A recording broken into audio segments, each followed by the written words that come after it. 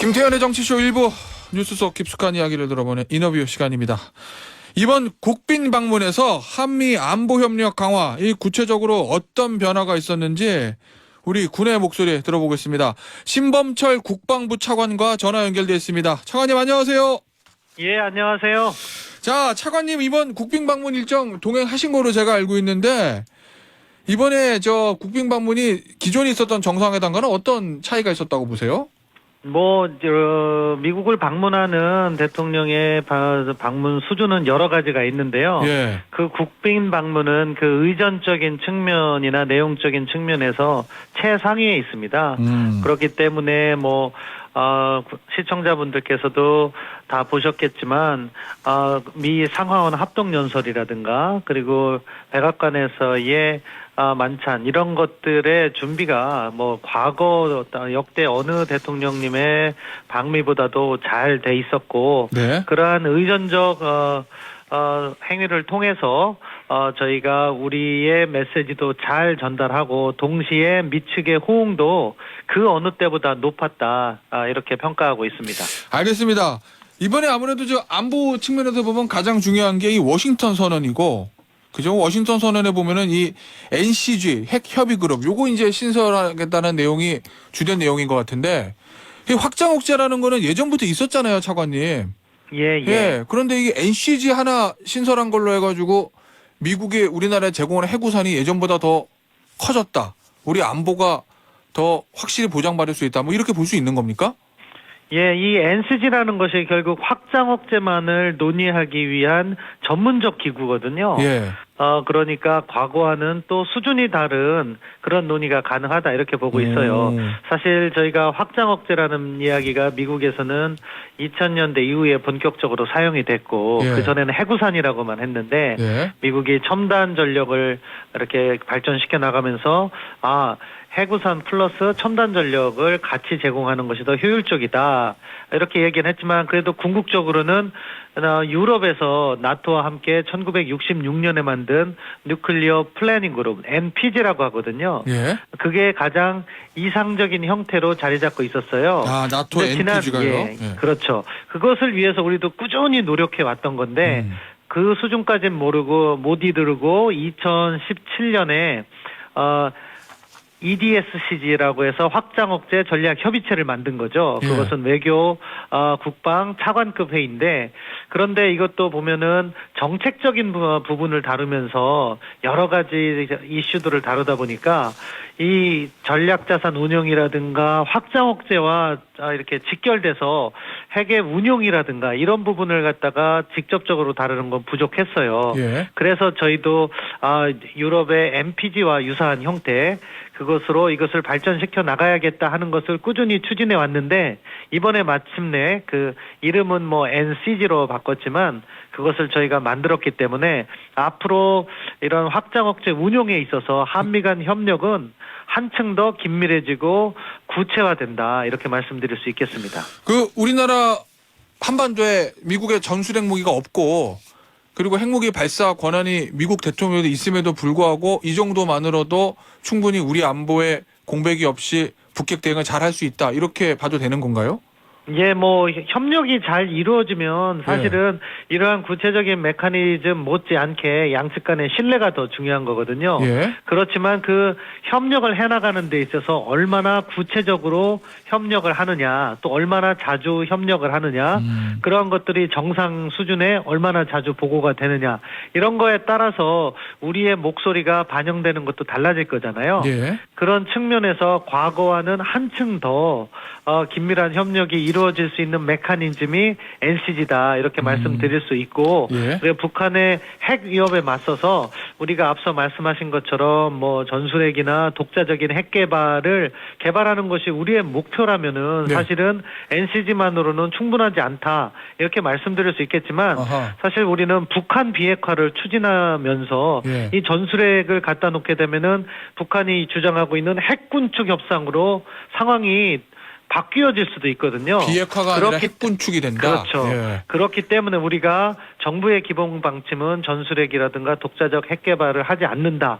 이러한 원칙을 정해놓고 20여 년간 일관되게 지켜온 거예요. 네. 그렇게 놓고 볼 때 그렇다면은 지금 이 NCG 체제가 최상의 체제가 아닐까 그렇게 생각합니다. 그러면 보수층 일각에서 나오는 아니 왜 한반도 우리의 독자적 핵무장 그다음에 NPT 준수 NPT 탈퇴 후 전술핵 재배치 한반도 우리의 독자적 핵무장 이거 왜 포기했어? 라는 비판은 조금 무리가 있는 비판이다. 이렇게 봐도 되는 겁니까? 그럼요. 이게 이번에 포기한 게 아니에요. 네. 우리는 NPT에 가입한 이후부터 계속해서 그 독자적 핵무장을 하지 않겠다는 약속을 국제사회에 해온 거거든요. 네. 그렇기 때문에 그런 정책 기조가 이어진 것으로 보고 그렇다면 북한의 핵 위협이 높아졌는데 왜 핵무장을 안 하냐? 사실 핵무장을 하게 되면 우리도 국제사회로부터 제재를 받을 수가 있다. 예. 그런데 우리의 대외 무역 의존도가 높은 대한민국의 경제의 특성상 저희도 그러한 리스크를 감수하지 않으면서 북한의 핵 위협을 억제하는 방식이 미국과 확장 억제 협력을 확대해 나가는 것이다. 그런 방향으로 정책을 정했기 때문에 사실 그러한 목소리, 그러한 우려의 목소리를 제가 이해를 못하는 건 아닌데 네. 대한민국의 정책 방향은 지금 그런 방향으로 가지 않고 있다는 점도 다시 말씀드립니다. 그러니까 한반도 비핵화라는 원칙을 지키는 상태에서는 이게 이제 최선의 방책이다라는 말씀이신데 그럼 야당 쪽에서 제기하고 있는 야 이거 안보 공백 아니야? 안보 불안 아니야? 라는 저런 비판에 대해서는 어떻게 보세요? 아니 저는 그 부분은 이해가 되지 않는 것이요. 예. 그런 주장을 하시는 분들이 과거에 핵무장을 주장했거나 예. 또는 전술핵 재배치를 주장했었던 분들이라면은 이해가 돼요. 보수 예. 일각에서 그런 주장을 꾸준히 해오셨던 분들은. 그런데 그런 주장을 하지 않다가 이번에 우리가 비핵화를 추진하면서 할 수 있는 최상의 메커니즘을 만들었는데 예. 그것을 가지고 안보 공백이라고 하는 것은 논리적 모순이 아닐까 싶습니다. 아하, 알겠습니다. 이것도 여쭤볼게요. 사실상 핵공유냐 아니냐를 가지고 우리와 미국 간에 약간의 좀 이견이 있었던 것 같은데 이거 어떻게 이해해야 됩니까? 이거 사실상 핵공유가 맞습니까? 아닙니까? 아니면 그게 중요하지 않은 겁니까?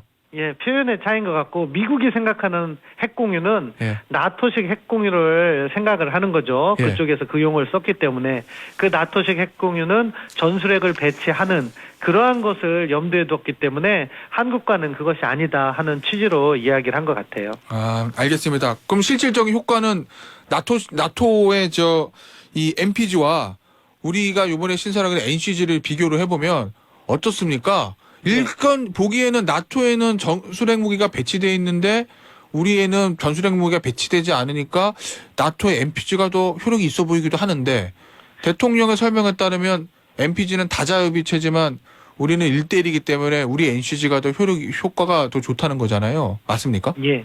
전술핵 부분은 저희가 그것을 갖다가 재배치하지 않겠다는 입장이기 때문에 그것과 관련된 MPG상의 협력은 우리가 만든 NCG에서는 하지 않겠죠. 네. 그렇지만 대통령께서도 말씀하신 것처럼 이 NPG는요, 30개의 나라가 넘는 여러 나라가 참여하고 있어요.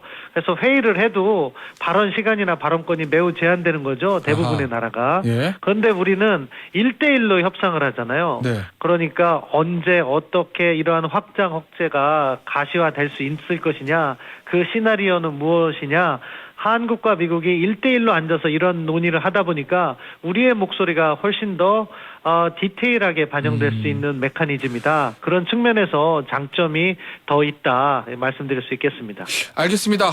지금 신범철 국방부 차관과 인터뷰 진행하고 있고요.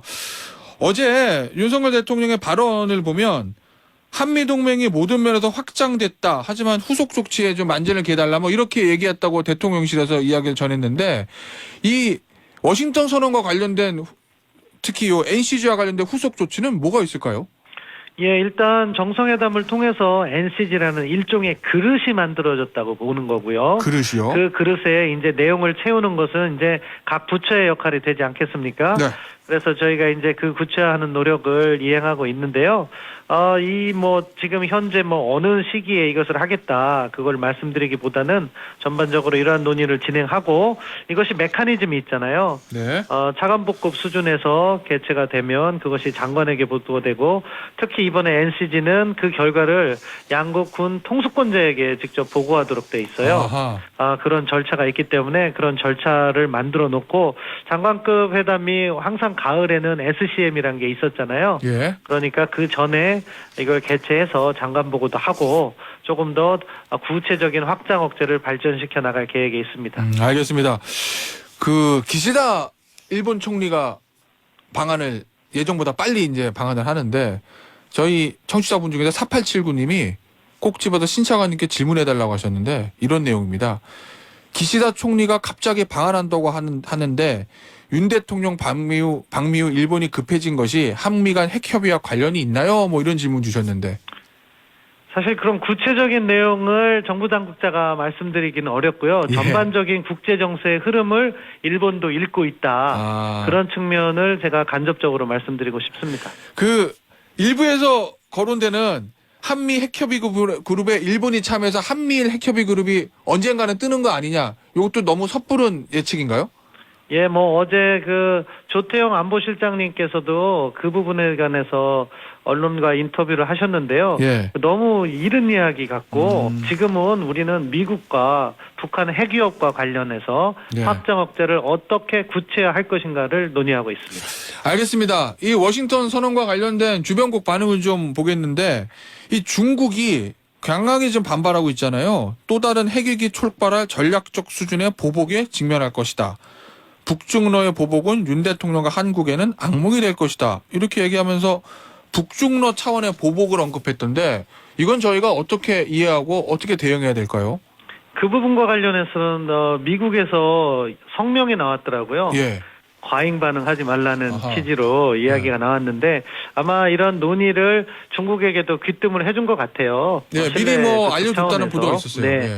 그런 차원에서 이미 다 돼 있는데 중국 측이 의도적으로 과잉 반응을 보이고 있다, 이렇게 미측도 판단하고 있는 것 같고요. 네. 근데 제가 드리고 싶은 말씀은요. 네. 사실은 이런 상황을 중국은 막을 수가 있었어요.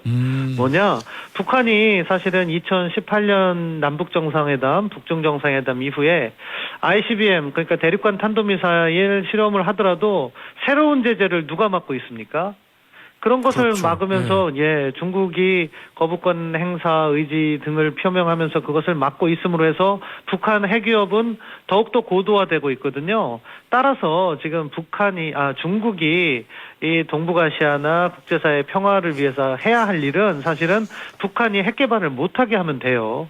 그러면은 이런 문제도 하나하나 풀어갈 수 있고, 윤석열 정부 역시 담대한 구상을 북측에 제시하면서 비핵화로 돌아온다면 어떠한 협력도 다 할 수 있다고 여러 차례 강조하고 있잖아요. 네. 따라서 중국이 선택해야 될 외교정책의 방향은 정말로 북한 비핵화가 이루어지면서 동북아의 긴장이 해소되고, 그렇다면 중국이 생각하는 국제정세를 만들어가는데 스스로 역할을 할 수 있는데, 그런 쪽으로 보다 중점을 두었으면 하는 개인적인 바람입니다. 알겠습니다. 마지막 질문은 아마 우크라이나 관련된 질문입니다. 이 윤석열 대통령의 미국 MBC 인터뷰에서도 우크라이나 무기 지원에 대해서 때가 되면 외면하지 않는다, 뭐 이렇게 얘기를 했고, 워싱턴 선언에 그 부분에 대한 구체적인 내용은 들어가 있지는 않은데, 주한 우크라이나 대사 같은 경우는 좀 무기 지원을 원하는 것 같은 발언을 최근에 했거든요. 혹시 국방부에서 이 부분에 대해서 준비하고 있는 게 있습니까? 아닙니다. 대통령께서 말씀하신 것은 민간인에 대한 대규모 공격이나 도저히 묵과할 수 없는 대량 학살 등이 발생한다면을 전제로 말씀하신 거고요. 근데 우크라이나 주한 우크라이나 대사가 얼마 전에 민간인 폭격한 사진 올리면서 이게 그 전제 조건 충족된 거 아니냐, 뭐 이런 취지의 얘기를 해가지고. 그런 부분과 관련해서 우크라이나 전황과 이에 따른 민간인 피해 등은 저희 정부가 예의주시를 하고 있다. 그리고 큰 틀에서는 우크라이나 자유 수호를 위해서 국제사회의 노력에 동참하고 있고, 국제사회 연대와 지원의 중요성도 저희가 고민하고 있지만, 그런 것을 전반적으로 검토하는 단계다, 이렇게 말씀드릴 수 있겠습니다. 알겠습니다. 오늘 인터뷰는 여기서 마무리하도록 하겠습니다. 지금까지 신범철 국방부 차관이었습니다. 감사합니다. 예, 감사합니다. 네.